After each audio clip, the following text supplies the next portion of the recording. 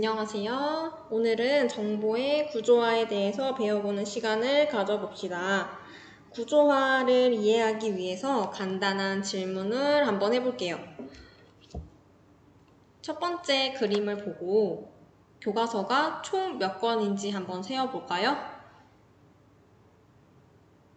정답을 다 찾았나요? 정답은 바로 5권입니다. 그럼 이 그림을 보면 어떤가요?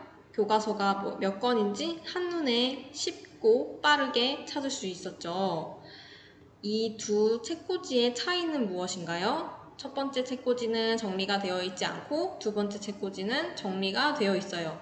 정리가 되어 있는 책꽂이를 보니까 교과서가 한눈에 들어오죠. 이게 바로 구조화의 힘이에요. 그럼 구조화가 바로 무엇일까요? 구조화라는 뜻을 사전적 의미를 한번 찾아보았어요.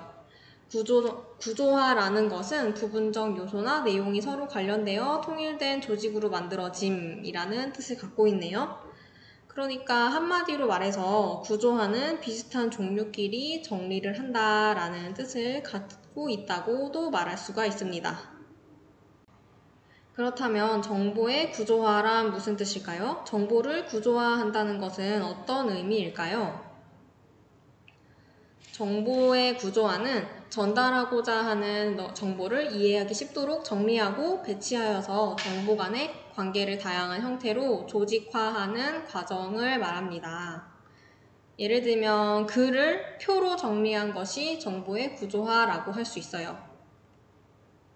정보의 구조화의 예를 한번 살펴보면 이렇게 나창희의 중간고사, 기말고사 점수를 글로 쭉 나열해 놨어요. 그런데 정보의 구조화를 하게 되면 표로 이렇게 깔끔하게 총점, 평균까지 한눈에 볼 수 있도록 정리를 해 놓은 것이 바로 구조화입니다. 그리고 정보의 구조화는 표와 다이어그램 이렇게 다양한 방법으로 구조화를 할 수 있어요. 각각 표로 나타냈을 때 그리고 다이어그램으로 나타냈을 때 각각의 장단점이 있어요.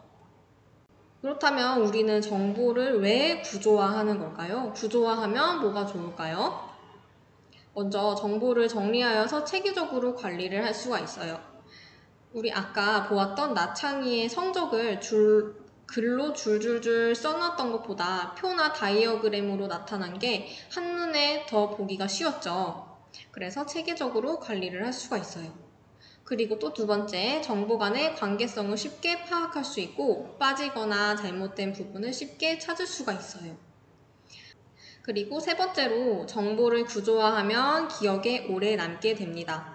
글로 봤던 자료보다 그림이나 표, 다이어그램으로 한눈에 들어올 수 있는 시각적인 자료를 본다면 그게 더 기억에 오래 남겠죠. 그리고 마지막으로 비슷한 다른 구조로 변경이 용이하다라는 장점이 있습니다. 그럼 구조화는 어떤 방법으로 할 수 있을까요? 먼저 다양한 정보를 수집을 합니다.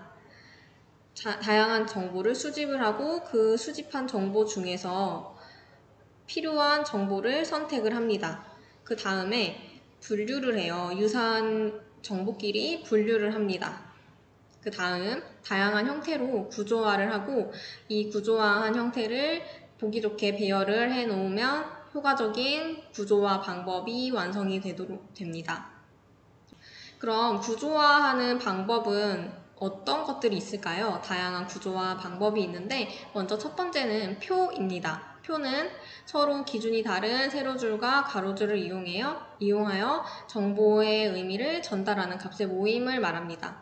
여러분 이렇게 줄로 설명한 것보다 그림으로 표라고 하는 것을 보는 게 더 쉽죠? 이것도 바로 구조화라고 할 수 있어요.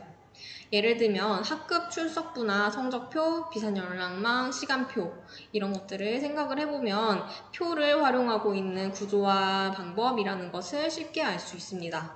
그리고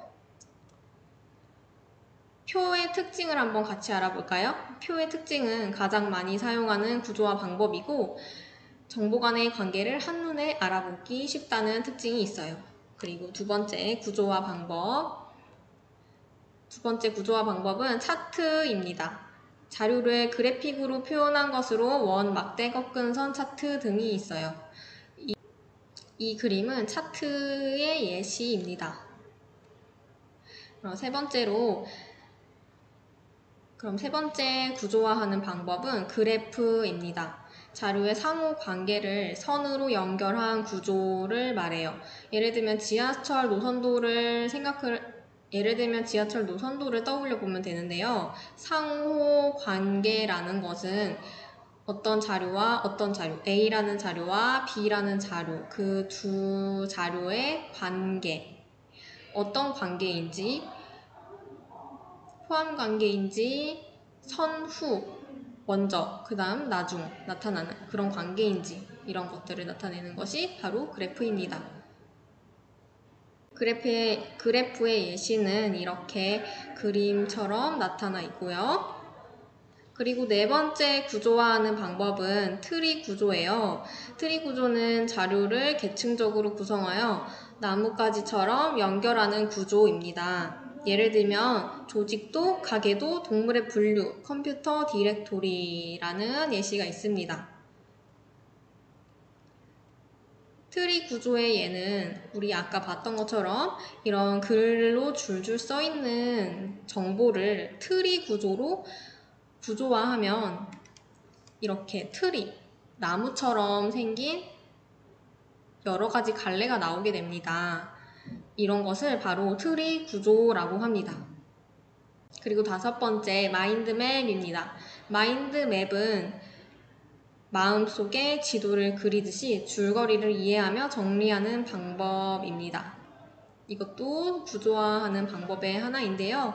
여행 계획이라는 주제를 하나 선택을 해서 여행하면은 어디로 갈지, 그리고 돈은 얼마나 들지, 그리고 여행을 언제 갈지, 어디서 머물지, 그리고 여행을 왜 가는지, 어떻게 가는지, 누구와 함께 가는지 이렇게 마음속에 지도처럼 뻗어나가죠. 하나의 여행 계획이라는 주제로 어디, 비용, 언제, 숙박 이런 식으로 뻗어나갑니다. 그래서 여행 계획에서 어디로 갈지 신라 문화권으로 갈 거예요. 그러면 첨성대도 있고 불국사도 있고 이런 식으로 지도를 그리듯이 줄거리를 이해하면서 정리를 하는 방법이 바로 마인드맵입니다. 마지막으로 구조화하는 방법 순서도가 있어요. 여러 종류의 상자와 화살표를 이용하여 명령의 순서를 보여주는 방법인데요. 순서도는 바로 이렇게 표현을 합니다. 이렇게 보는 것과 같이 화살표와 상자를 이용해서 순서를 보여주는 방법입니다. 지금까지 다양한 구조화 방법을 살펴보았는데요. 어떤 정보를 구조화하느냐에 따라서 어떤 구조화 방법을 해야 효율적인지 그 구조화하는 방법이 달라질 수가 있어요. 예를 들어서 시간표를 구조화하고 싶을 때는 표의 방법으로 하는 것이 효율적일 거고, 지하철 노선도를 구조화하기 위해서는 그래프 표현이 적절하고 또 효율적일 거예요. 그렇기 때문에 우리가 자료를 보고 어떤 방법으로 구조화하는 것이 효율적인지를 생각을 해보고 그 구조화하는 방법을 활용을 해보는 것이 정보를 효율적으로 사용을 할 수 있는 똑똑한 정보사회인입니다. 여러분 오늘 배운 구조화 방법을 다른 과목을 공부할 때 활용을 해보는 건 어떨까요? 예를 들면 국어 시간에 소설을 배울 때 소설의 등장인물이 굉장히 많아서 흐름을 이해하기 어려울 때 트리 구조로 인물의 관계도를 그려가면서 소설을 이해한다면 소설을 조금 더 쉽게 이해할 수가 있게 될 거예요. 오늘 배운 구조화 방법을 여기에서만 그치지 않고 다른 과목에서 다양하게 활용해보는 여러분이 되었으면 좋겠습니다.